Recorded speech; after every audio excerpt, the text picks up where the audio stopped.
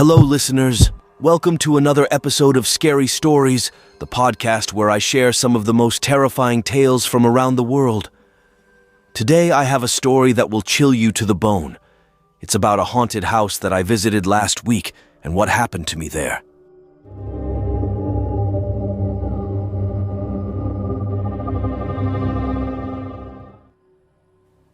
I never believed in ghosts until I moved into this house. It was a bargain, a huge Victorian mansion with a sprawling garden and a dark history. The previous owners had died in a mysterious fire, and no one wanted to buy the place. I thought I was lucky, but I soon realized I was wrong. The first night I heard footsteps in the hallway, but I dismissed them as the creaking of the old floorboards. The second night I heard whispers in my ear, but I blamed them on the wind. The third night, I felt a cold hand on my shoulder, but I convinced myself it was a muscle spasm.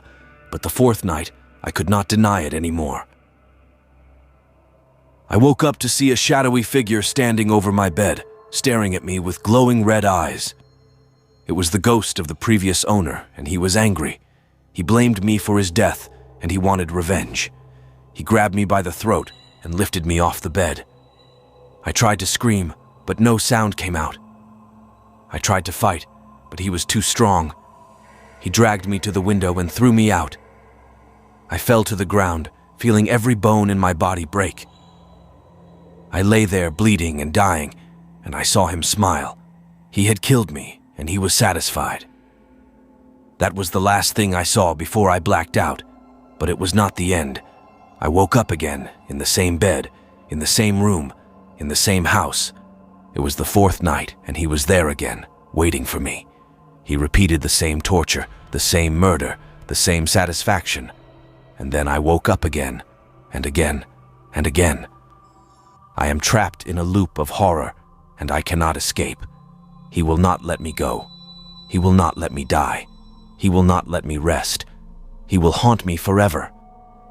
He dragged me to the window and threw me out. I fell to the ground, feeling every bone in my body break. I lay there bleeding and dying, and I saw him smile. He had killed me, and he was satisfied. That was the last thing I saw before I blacked out, but it was not the end. I woke up again, in a hospital bed, surrounded by doctors and nurses. They told me I had survived the fall, miraculously. They told me the house had burned down, and the ghost had perished with it. They told me I was free. I could not believe it. I had escaped the loop of horror, and I had lived to tell the tale. I felt a surge of relief and gratitude. I thanked the medical staff for saving me, and I vowed to start a new life. But as I was about to leave the hospital, I saw something that made my blood run cold. In the mirror, I saw his reflection. He was still with me, and he was furious. He whispered in my ear, "You can't get rid of me that easily. I will haunt you wherever you go." I ran out of the hospital, hoping to get away from him. But he was everywhere. He followed me in the streets, in the cars, in the trains. He tormented me with his voice, his touch, his presence. He made me see things that were not there and feel things that were not real. He made me doubt my sanity and fear for my life. I tried to find help, but no one believed me. They thought I was crazy, or lying, or both. They told me to seek therapy, or medication, or religion. They told me to forget about the house, and the ghost, and the curse. They told me to move on. But I could not move on. He would not let me. He reminded me every day, every hour, every minute, that he was still there, and he was still angry. He reminded me that I had taken his house, his life, his soul. He reminded me that I had to pay. I did not know what to do. I had no friends, no family, no support. I had no hope, no peace, no joy. I had only him, and he had only me. We were bound by a bond that could not be broken, a bond that could only be severed by death. But whose death? His or mine? This is my story, and this is my curse.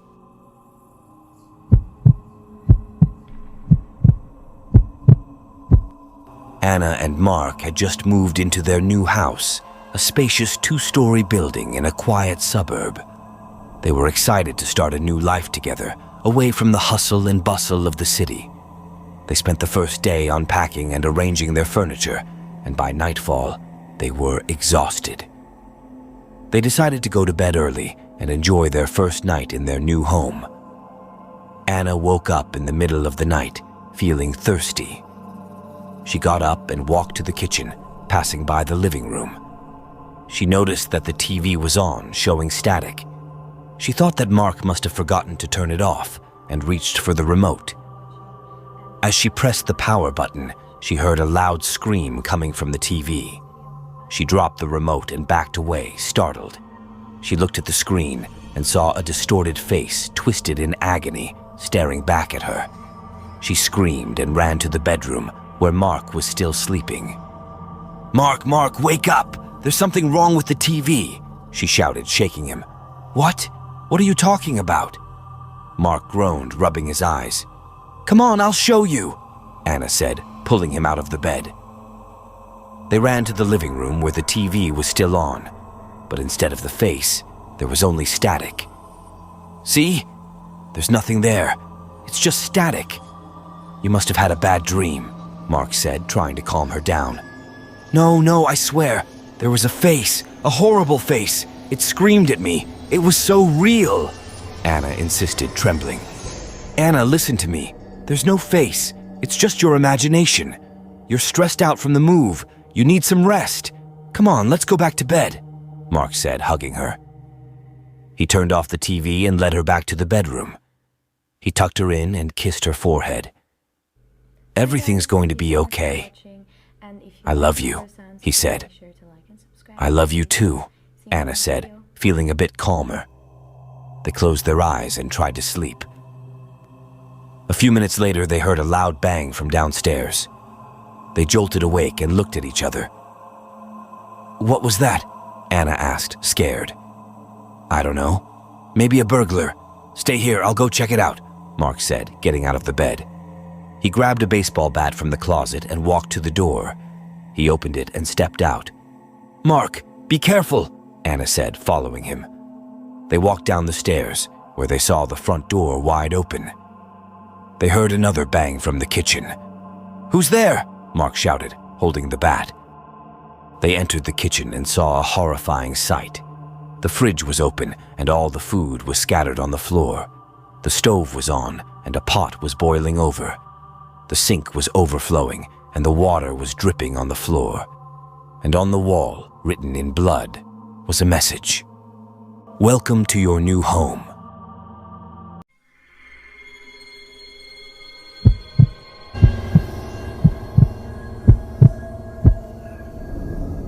I never liked the old house on the hill. It always gave me the creeps, especially at night. But when my uncle died and left it to me, I decided to move in. I thought it would be a good opportunity to start fresh, away from the city and the noise. I was wrong. The first night, I heard strange noises coming from the basement. I ignored them, thinking it was just the pipes or the rats. The second night, I saw shadows moving across the walls. I told myself it was just the moonlight or my imagination. The third night, I felt a cold hand grab my ankle as I slept. I screamed and jumped out of bed, but there was no one there. That's when I decided to leave. I packed my bags and ran to the door, but it was locked. I tried to open it, but it wouldn't budge. I looked for another way out, but all the windows were boarded up. I was trapped. I heard a laugh behind me. I turned around and saw him, my uncle. But he was different. His skin was pale and rotten. His eyes were red and glowing. His teeth were sharp and stained with blood. He smiled and said, "Welcome to the family, nephew. You're going to love it here." He lunged at me, and I felt his teeth sink into my neck. I tried to fight him off, but he was too strong. He drained the life out of me, and I felt myself fading away. The last thing I heard was his voice, whispering in my ear, "This is your home now, and you can never leave." I ran to the phone, hoping to call for help. but the line was dead. I heard my uncle's footsteps coming closer. He was humming a tune, a lullaby he used to sing to me when I was a child. It sounded twisted and mocking. I grabbed a kitchen knife and hid behind the couch. Maybe I could stab him and escape. Maybe I could survive this nightmare. I waited for him to come into the living room. I held my breath and tightened my grip on the knife. He appeared in the doorway, still smiling. He looked around as if he knew where I was. He walked slowly towards the couch, dragging his feet. He stopped right in front of me. He bent down and whispered, "Peekaboo." He grabbed me by the hair and pulled me out. I screamed and slashed at him with the knife, but it barely made a scratch. He threw me to the floor and pinned me down. He raised his hand and showed me his nails, long and sharp like claws. He said, "Let's play a game, nephew. It's called How Much Can You Bleed?" He dug his nails into my chest, and I felt a surge of pain. I cried out, but no one heard me. He laughed and said, "More, more, more."